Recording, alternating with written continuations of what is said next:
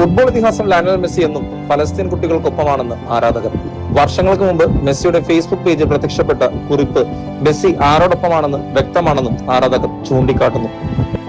2014 ഇസ്രായേലിലെ ഗസ ആക്രമണത്തിൽ കൊല്ലപ്പെട്ട കുട്ടികളുടെ വേദന പങ്കുവച്ചായിരുന്നു ആ പോസ്റ്റ്. പരിക്കേറ്റ ഫലസ്തീൻ ബാലന്റെ ചിത്രം സഹിതമുള്ള പോസ്റ്റിൽ കുട്ടികൾ നഷ്ടപ്പെട്ടതിൽ താൻ അഗാധമായി ദുഃഖിക്കുന്നുവെന്ന് മെസ്സി സങ്കടപ്പെട്ടിരുന്നു. അന്ന് ഇസ്രായേലിൽ അനുകൂലികളായ കളിക്കാർ പോലും മെസ്സിക്കെതിരെ രംഗത്ത് വന്നെങ്കിലും മെസ്സി നിലപാട് മാറ്റിയില്ല.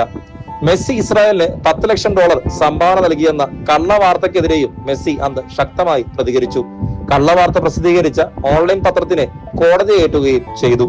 2018 ലോകകപ്പിന് മുന്നോടിയായി ഇസ്രായേലുമായി കളിക്കാൻ തീരുമാനിച്ച സൗഹൃദ മത്സരത്തിൽ നിന്ന് അർജന്റീന ഫുട്ബോൾ ടീം പിന്മാറിയ സംഭവവും ഇപ്പോൾ ചർച്ച ചെയ്യപ്പെടുന്നുണ്ട്.